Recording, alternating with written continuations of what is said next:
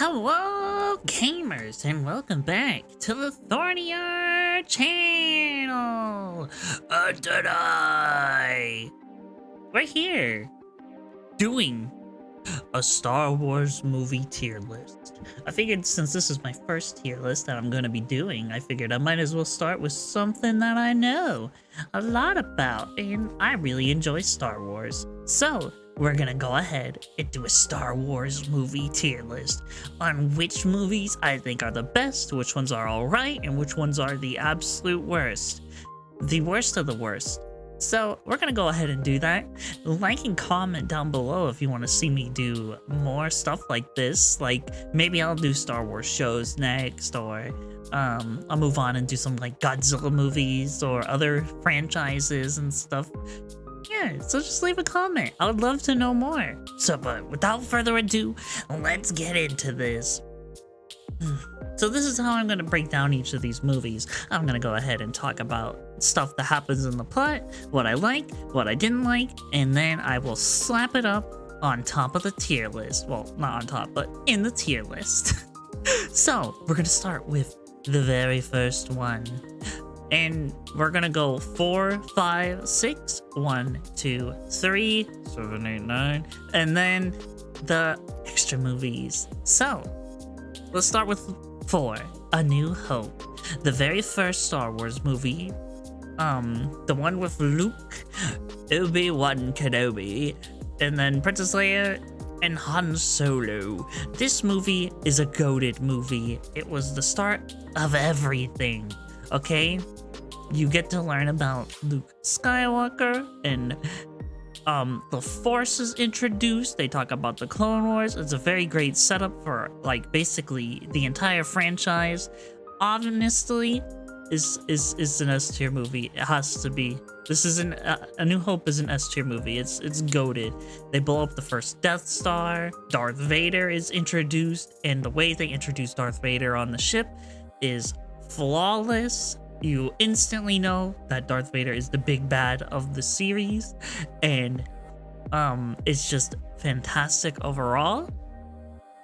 And I love the characters. Luke is a very good protagonist in this movie. Leia is a very, very good main character as well. Confident, brave, smart, and knows how to solve situations that some of the other cast can't figure out.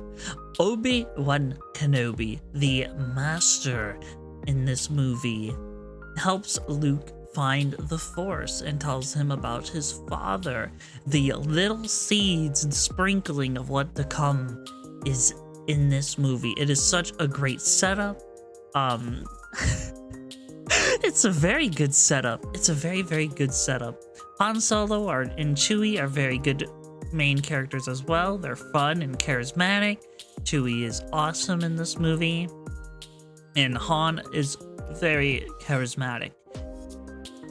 There's not much more that needs to be said that hasn't already been said about this movie, but it is a 10 out of 10 movie. It's very, very good. And then the better one comes out, The Empire Strikes Back, when they're on Hoth and they're taking down the AT-ATs. The special effects during the time of this movie were amazing. And they did something so bold and brave. You learn that Darth Vader is Luke Skywalker's father. That you learn about even more lore. And the bad guys win in this movie. That doesn't happen often in films, especially back then. So having the bad guys win was such a plot twist. It's such a great plot twist for these movies. And honestly, it's a goated movie. You get to meet Lando. You get to feel his betrayal. Han gets put in carbonite and is all like, I know. I love you. I know. Oh my goodness, some iconic lines. The Luke versus Darth Vader fight was pretty great. There's a lot of sense of intention in this movie. It is such a great movie. It's still worth going back and watching to this day.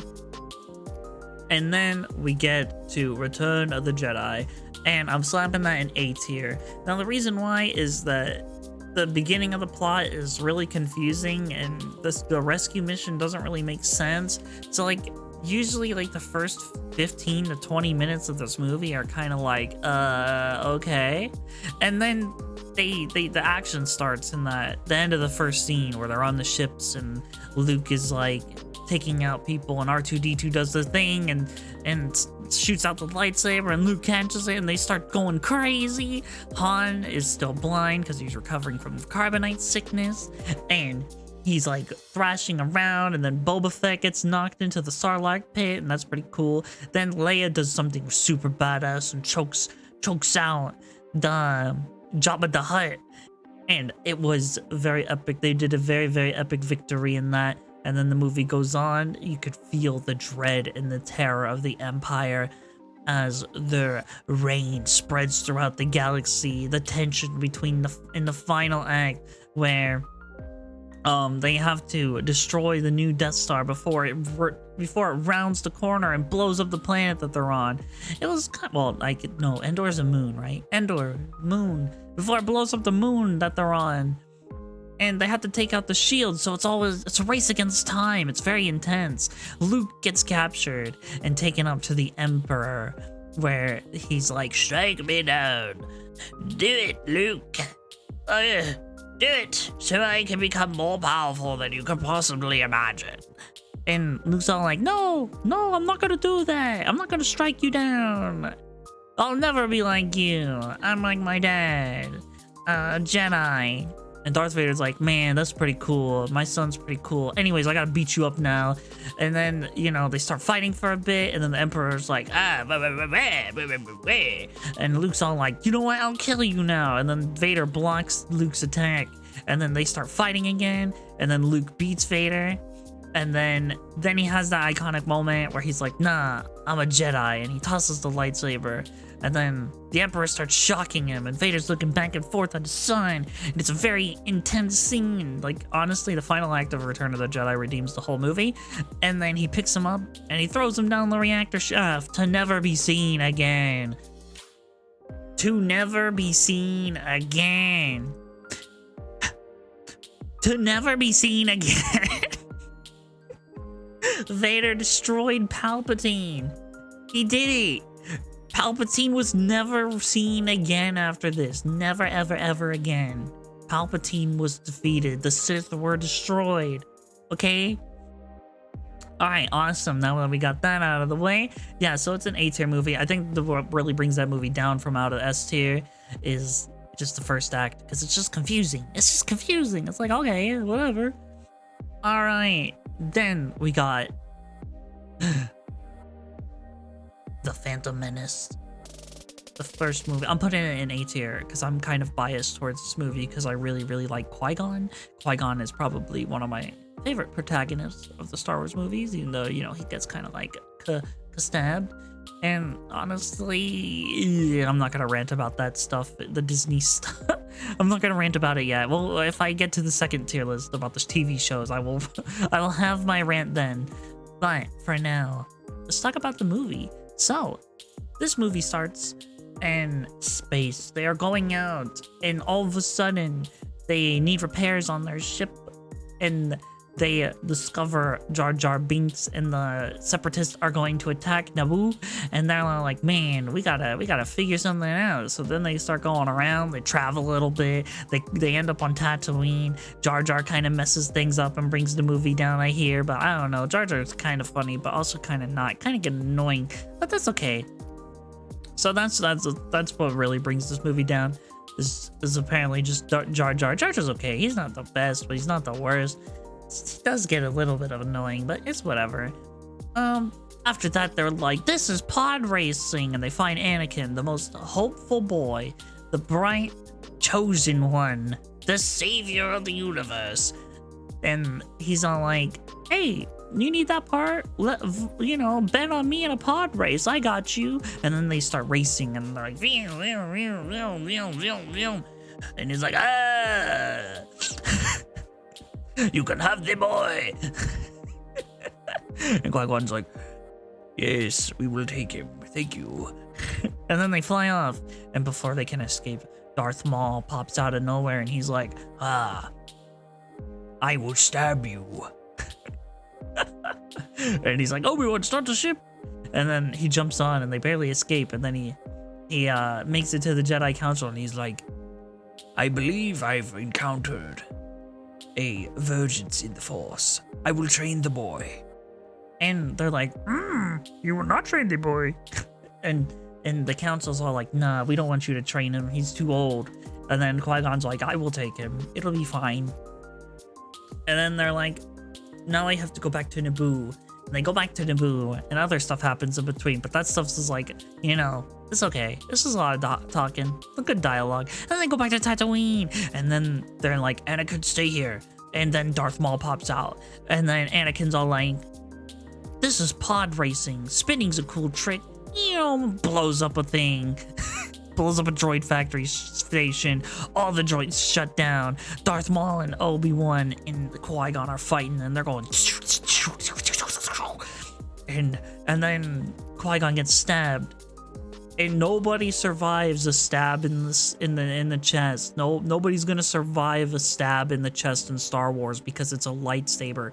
And then when people get stabbed in the chest with a lightsaber, they die. And that's what happens to Qui-Gon, because when you get stabbed in the chest with a lightsaber like that, you die. And it's kind of sad. And I'm really sad because the Duel of the Fates, it's so important. Qui-Gon's character is so important because it's talking about Anakin's future. The fate of the universe was going to be decided in this battle, and evil wins. But Obi-Wan overcomes and jumps over Maul, getting the high ground and slicing him in half, and then pushing him down into the low ground, into the vat of lava. Into the dark pit of despair. And overall, it's a very enjoyable movie. It's really good. And then there's Attack of the Clones. Attack of the Clones is not the best. Not the best movie I've ever seen. It's very slow, but it's the introductory of like my favorite characters, that being the clones. So I'm like really conflicted about it because I really like the start of Attack on the Clones when Palpatine wants to kill Padme. So he tells Dooku to kill Padme, and Dooku's like, "Nah, I don't want to do that. I'm gonna tell the bounty hunter to kill Padme." And then the bounty hunter's like, "Nah, I don't want to do that. I'm gonna tell this other bounty hunter to kill Padme." And then this bounty hunter was all like, "Nah, I don't want to do that. Droid, you go do that." And the droid's like, "You know what? I'm gonna send some bugs, and then to go kill Padme." And then the bugs are all like, "I guess we gotta do this. We got no choice." And then the bugs try, and then they don't succeed because obviously they don't succeed. The goat, Anakin Skywalker, is there to slice the bugs in half, and Obi-Wan's chilling. And then they start the chase. They grab onto the robot and they fly around. And then they're going zoom, zoom, zoom, zoom. And then they find the shapeshifter bounty hunter, and then they have this little scene in like the club, and then there's like, "You want to buy some death sticks?" And he's like, "You do not want to sell me death sticks. You want to go home and rethink your life." And he's like, "I want to go home and rethink my life." And then he goes home and rethinks his life. And then they capture that bounty hunter, and then Jango Fett's all like, "Man, my friend just got captured. I better kill them so they don't speak." And then one of the goats gets introduced, Dex. Obi-Wan talks to him. He's like, "Do you know what this like poison dart is from? Where do they get this?" And he's like, "Oh, that's from the Outer Rim on Camino. That's where they find these kind of stuff." And Obi-Wan's like, "Camino? Where's that?" And then he goes and looks around, and he tries to find Camino, and Yoda's all like, "Obi-Wan cannot find a planet." And then the younglings find the planet, but they're not gonna find their way out of the Jedi Temple in the next.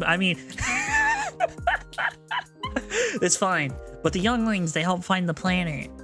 And then Obi-Wan travels over there, and he's like, it's raining and stuff, and he's like, I've made contact with the planet. They started a clone army for some reason. And then Obi-Wan's all like, finds the bounty hunter, and the bounty hunter's being super sussest among us, and Obi-Wan's like, right, so you're not a bad guy that was trying to kill people on Coruscant, right? And he's like, I was here the whole time. What are you talking about, dude? And he's like, Boba, hurry, go start the ship. We gotta get out of here. He's on to us. And Obi-Wan's like, yeah. Anyways, I gotta go talk to the Jedi Council. And he's like, well, hey guys, I found the bounty hunter. And he's like, okay, cool, bring him in for questioning. And then Jango Fett's all like, hurry, go, we gotta get out of here. And then he gets out of here, and then they drop that big bomb that goes, and then that blows up, and then it's like, oh man. It's very cool. Obi-Wan just kind of casually flies away from it, being like, you know, the master of trolling, and then he follows him all the way to Geonosis, where he gets captured, and Dooku and Obi-Wan have that epic talk, where he's like, what if I told you that the Republic was under control by the Sith Lord? And Obi-Wan's all like, that's impossible. We, the Jedi, would know if there was a Sith Lord in charge. And Count Dooku was all like, no, but I don't think you do. It's been happening for quite a time. The darkness is taking over. Qui-Gon would have joined me. And Obi-Wan's all like, don't you dare bring Qui-Gon into this. He would never join you, Count Dooku. And he's like, well, I guess I will have to access and tell them to free you, but it might take some time. And Obi-Wan's all like, well, I got time to kill. And then Anakin is all like, man, Obi-Wan's taking too long. We gotta go rescue him. And then they go try to rescue him and Padme, and they have like this whole thing with the factory and the machines and stuff. And C-3PO becomes a B-1 battle droid, and that's like a thing, I guess. And then they're all like, all right, it's whatever. And then after that, they fight some giant monsters, and that's pretty cool. That's like probably like my favorite part of the movie is when they're fighting the giant monsters. And I really like the rhino monster that was after Obi-Wan, and Obi-Wan's all like, and Anakin's all like, I'm gonna ride this thing, and then Obi-Wan's like, man, this green praying mantis thing is trying to kill me, and he finally gets a lightsaber as everybody, the clones are here! And then the Battle of Geonosis starts, and it ends as quickly as it starts, as all the droid factories are launched into space and they fly away. And in the darkness, a four-armed creature is watching Obi-Wan. Anyways, and then the best movie in the franchise was made, Revenge of the Sith, and I'm just going to add a row above it because it deserves its own tier, because it is my personal favorite. I'm just gonna name it my fave. My personal favorite, because oh my gosh, this movie is so good. It's so heartbreaking, because Anakin and Obi-Wan are really good friends. They're like brothers. The tragedy of Anakin's fall to the dark side after being manipulated by Palpatine for years. And I forgot to mention this in A New Hope and in Attack of the Clones. Palpatine is buddy-buddy with Anakin the entire time. And in the Clone Wars, Palpatine just further cements his friendship with Anakin. And there's some, okay, if I ever do a Clone Wars like tier list, I'm gonna have to do that, because there's so many things where Palpatine was just manipulating Anakin the entire time. And Anakin was like, but I'll trust him. I trust this guy. He would never do that. And then throughout this whole movie, it's just non-stop action. The opening scene is 10 out of 10. You're shorter than I expected. I thought someone with your reputation would be a little older. General Grievous the GOAT is finally in the movie. Not only did he finally make it out of the 2003 animated Clone Wars series, where he's the most badass he's ever been and ever will be. He's finally in the movies, and he's just as good as you would think. And he's so intimidating. General Grievous is awesome. And there's like a deleted scene where he like stabs Shaak Ti. I wish I would have kept that in, but it's fine. But it's cool. General Grievous is like one of my favorite villains of all time. Besides, you know, Anakin, Darth Vader being just the goat himself. Okay, no, let's go on. Let's continue on. And then Anakin was like, we gotta free Chancellor Palpatine. And Obi-Wan's like, yeah, well, that's what we're here for. Anakin, we have to free the Chancellor. Allow me. Cool. And then he's like, so, twice the pride, double the fall. My powers have doubled since the last time we met, Count. And then they started fighting with the Count Dooku, and Count Dooku looks up into Anakin's eyes one final time, knowing that he's been deceived, not just today, but for many, many years. Because Palpatine tells Anakin to kill Count Dooku, and Palpatine finally betrayed Dooku. All his life, thinking that he was going to build some grandiose army with the Sith, gone in a blink as Palpatine betrays him. And he lied to him, not just that day, but for many, many years.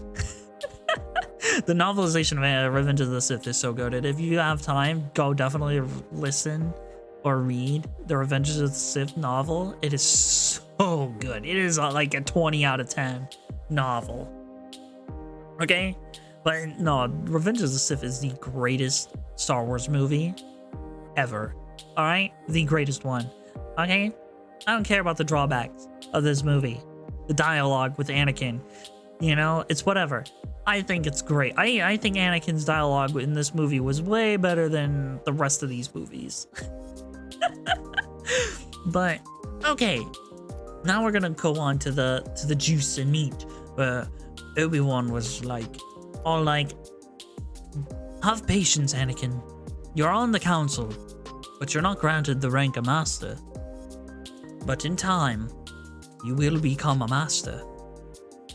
And Anakin's like, this is outrageous. This is unfair. How can I be on the council and not be granted the rank of master? And then Palpatine's all like, have you ever heard about the tragedy of Darth Plagueis the Wise? No, I haven't. I thought not. It's not a story the Jedi would tell you. And Anakin's all like, go on. And he's like, through the midichlorians, Darth Plagueis the Wise was so powerful that he could even save the ones he loved from dying. And Anakin's ears are just like perked up. He is listening, he is focused, paying attention. As Palpatine is giving him nightmares, the same ones that he got of his mother.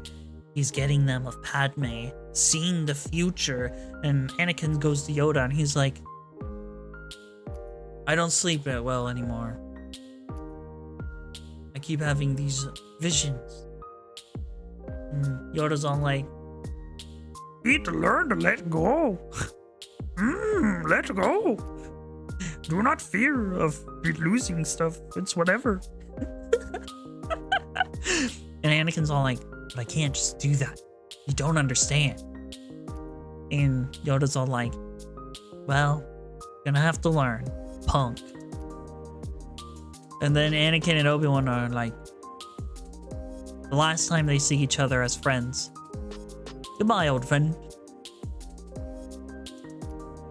Obi-Wan, may the Force be with you. May the Force be with you too, Anakin. I'll be back soon. And then he leaves to fight General Grievous on Utapau. And they have like an epic fight. And the lizard that makes Palkia's noise. Or wait, no, Palkia makes the lizard's noise, because that noise came out before Palkia. Because in The Rise of Darkrai, Palkia's scream is the same scream as as the lizard that Obi-Wan rides. I don't remember her name, but I know it's like I think it's a Goyle. It's a Goyle lizard. And it's like, Sorry, it's just a weird coincidence. I just noticed that they make the same noise. I was like, oh wow, they do make the same noise.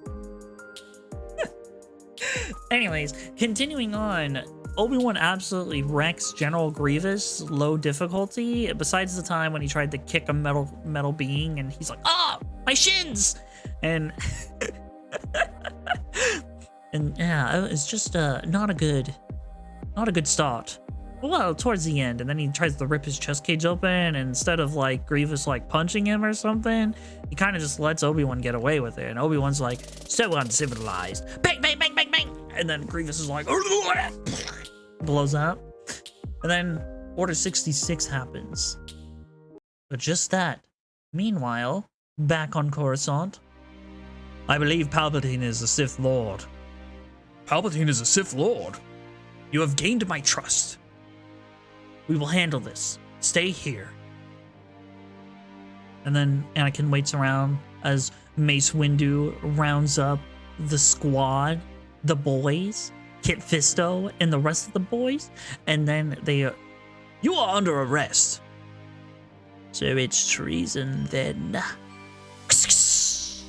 And then they start fighting. And then obviously Anakin's like, man, I don't want to wait around anymore. And they're like, and then Palpatine's disarmed, and he's like, help me, Anakin, help me. I told you this would happen. The Jedi are taking over. He must stand trial. He has control of the Senate and the courts. He's too dangerous to be left alive. This is not the Jedi way. Help me, Anakin. I'm too weak. No! Unlimited power!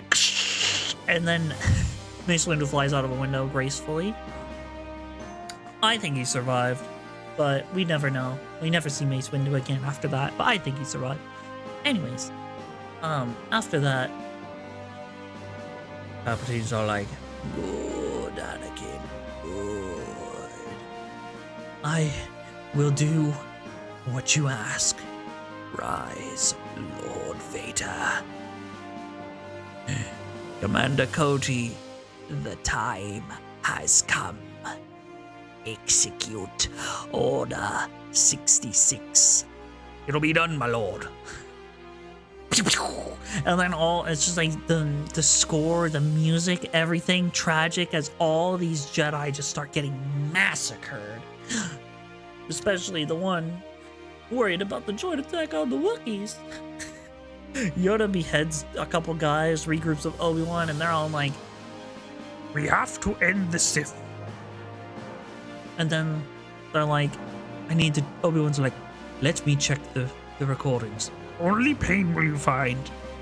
And as he looked at the recordings, Obi-Wan wanted to rip his own eyes out of his head, but what he saw was more painful than he could possibly imagine. And he's like, please send me to kill the Emperor. I cannot do it. I cannot kill Anakin. Strong enough to fight the Emperor? You are not. And then they go off and they fight. Palpatine and Yoda have a pretty epic fight. It's pretty cool. It looks cool. They have like a couple cool, good lines in there. But that's not about the main fight. The Battle of Heroes. Where two friends that could have never have fought each other are about to fight. As Obi-Wan tells Padme that Anakin has turned to the dark side, and Obi-Wan sneaks onto the ship that Padme is about to use to go to Anakin, since she knows where he is on Mustafar. Anakin is currently committing mass war crimes, slaughtering innocent and non-innocent alike. Yeah. And then they arrived, and Padme's all like, Obi-Wan told me terrible things. He told me you turned to the dark side, that you slayed younglings. And he's like, I don't listen to these lies that Obi-Wan has. You brought him here to kill me. No, Anakin. Let her go, Anakin. Let her go. You betrayed me. And then the most iconic lines in Star Wars history. I have brought peace, freedom, justice, and security to my new empire. Your new empire? Don't make me kill you.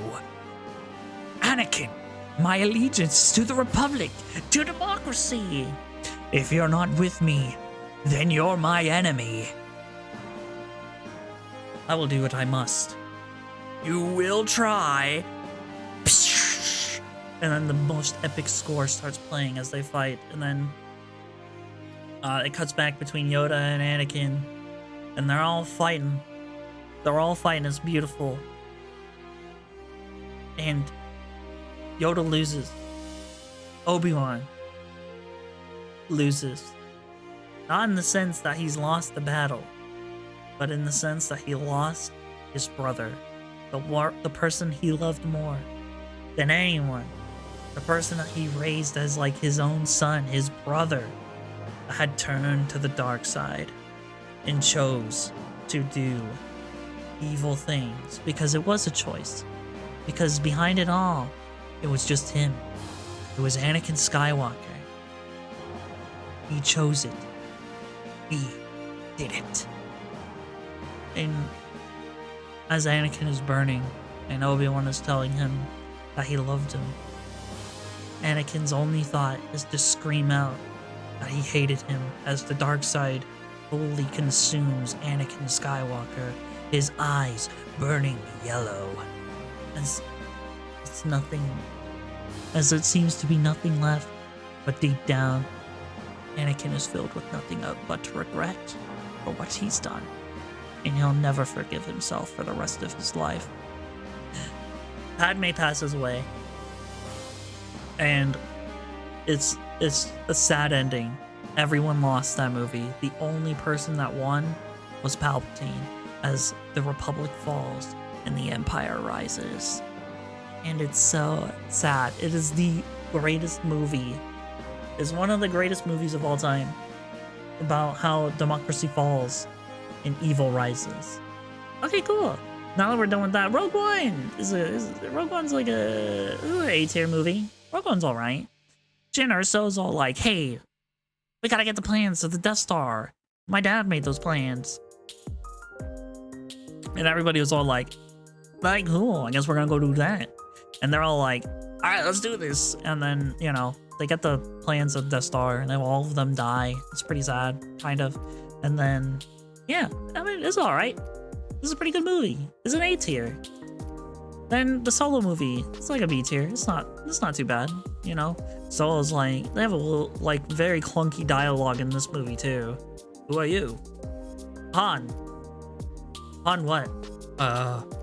You will be known as Han Solo. Why would... Okay, so his last name is just given by some random corporal from the Empire? Okay, and he just rolled with it. It's such a weird... And they're like on the train and they're trying to steal spice, and then with the bounty hunters, and then like... Then you see like the Easter egg of that Maul is still alive and he's running the syndicate or something like that. And it's like, it's okay. It's okay. They meet Chewie, and Chewie's all like, rah. And Han's like, I can speak your language. And Chewie's all like, oh, cool. We're friends now. High five. And then Lando's all like, I got the fastest ship in the West. And then they have that one droid that's all like, talking about droid rights and stuff like that, I think. Which is fair, because they treat droids so bad in the Star Wars universe because of the B-1 battle droids. It's a whole thing with the Separatists, like, absolutely ruining droids for everybody. Alright, cool. And now we get to The Force Awakens, which is just... I'm gonna say this in the politest terms possible. It's just a worse version of A New Hope. Rey Palpatine starts out as a person that's just living by themselves, scavenging for destroyed wasteland stuff, parts, and Finn probably could have been one of the most goated characters of all time. Ruined by writing, we'll get into that later, but is a stormtrooper or a First Order trooper that is like, man, this sucks. I do not want to be evil. I do not want to hurt these innocent people. I'm jumping ship. And then he jumps ship, crashes on running away from the Empire, meets Poe. Poe's a pretty cool guy in the first movie. I think I like Poe. Poe and Finn were my favorite characters in the first movie. Before... Dude, I'm so sad with that. I'm heartbroken with what happened over Finn's character. We'll get into that later, but Finn is goated in this movie. Like, my favorite character. Okay, him and Poe. Out of the new characters, him and Poe, first movie, I really liked them. Other movies, drops off like a steep cliff. Anyways, yeah, I mean, you know, they go and they find the plans. They're trying to find Luke Skywalker. Then they're all like, hey man, they built this giant Death Star that's like sucks the power of the sun. It sucks the sun off and shoots a giant shotgun of lasers that destroy planets. It's like, wow. It's a shotgun Death Star. How do that laser know where all the planets are? Is like the laser split apart and perfectly hit every planet without missing? I have no idea. I guess you can like program a laser's trajectory after it splits apart like a shotgun? I don't know. That always seemed weird to me. Like, I don't know if anybody's talked about it, but how does the laser know when to split apart and directly hit every single planet that it hits? Because it's not like a single beam. It's like a shotgun. So it's like weird. Whatever. Anyways, that's besides the point. The First Order guys are pretty good in this movie. Hans is a pretty spooky guy. He's like, no, this is different. The whole universe, this is the end for the First Republic, and the New Order. They would give that whole speech, and then Chewie and Han are like, son. Kylo Ren is a good character in this movie too. Unfortunately, he gets kind of mollywopped at the end, but it's understandable. He just had stabbed his own dad, and that was pretty sad. Han Solo dying, we knew it was gonna happen, but it still hurts. It still hurts seeing Han Solo die. But yeah. The big part that sucks about this movie is it kind of cemented that the old gang will never see them back together again, and that trend continues into the worst movie of the Star Wars franchise, The Last Jedi. Yeah, this is just straight up the worst movie in the entire Star Wars franchise. I don't like anything that happens in this movie. I did not like it from start to finish, and it was boring, and it was the start of Finn's downfall as a character. Rey becomes a nobody in this movie. Finn becomes the Rey screaming simulator, or like sprinkles of the Rey screaming simulator that we're gonna see in the last movie. And Rey becomes more and more of a Mary Sue as this movie goes on. The person that has the plan of the ship is terrible. Poe starts a mutiny for good reasoning because the one lady was holding out the plans, but there was no traitor on board. But they kind of hinted that there was a traitor on board, but the traitor was with with Finn and Rose, and they had like this whole weird plot line that was like deep meta talk, and I didn't understand it at all. But all I knew was boring. It was super boring because they're like, we gotta find this guy that can hack, and then we gotta find this guy that can do that, and then they do, and then they get to the First Order ship, and then like the Boba Fett Phasma character that was kind of cool just gets kind of like mollywopped by Finn with like a helmet, and it was like really weird, and then like they blow up, and then yeah, and then like this movie was super divisive, split the Star Wars fan base down in half, and kind of like we're still feeling the after effects of this terrible movie to this day, and it's 2024. I don't like it, and this is gonna be it's an F tier. It's still like a terrible movie, but it's at least a little bit better than The Last Jedi. All the character regression has gone only into Kylo Ren. Kylo Ren at this point is the only character that's developing. Every character has been boiled and simmered down into Rey screaming simulators. Rey! Rey! Rey! Even Rey has lost progression in character. Rey is like becomes like a plank of wood in this. We find out that Rey's a Palpatine, and then Rey is all like, nah, I want to be a Skywalker. And then Rey uses not the power of one, but the power of two, and the lightning goes back into Palpatine because it's like pissing, you know? When he starts shooting lightning, he can't stop. And then they have like the Infinity War moment, and then Palpatine becomes King Ghidorah and shoots lightning in the sky, and then shocks everything. And then like all the ships are falling out of the sky and stuff. And then they find a MacGuffin that's like this sword thing that like points out where like these other things are. And it's like, okay, how? Why? That shouldn't have survived the first Death Star exploding? Or which Death Star exploding? They both exploded. It shouldn't have survived, especially if it's crashing down into an atmosphere on a planet much farther away. The erosion should have like happened because it's been like 40 years. So like it should just be at the bottom of the ocean, but it's not. And it's like, you know, then evil Rey shows up for a second, and then Rey almost turns into a xenomorph. And then that was weird. And then she has like this weird red lightsaber, and it was like, and then disappeared. But like to show that Rey is struggling with the dark side, but Rey doesn't struggle with anything, so it made no sense. And then they had like a really good scene with Kylo Ren, and he becomes Ben Solo again. And that's the Ben Solo Kylo Ren stuff really single-handedly drags this movie out of being like even worse than The Last Jedi. But, you know, yeah, it's still bad. And then the Clone Wars movie is C. This is C tier. It's not a super great movie. Babysitting Jabba Hutt. This kid. Pretty boring. Not a lot of action in the first Clone Wars movie. It's not a very good start to the Clone Wars, and a lot of people didn't want to start watching the Clone Wars because of this movie. But I'm glad that the Clone Wars came out, because the Clone Wars is probably the best Star Wars show, period. There's no show better than the Clone Wars. But yeah, that's the tier list.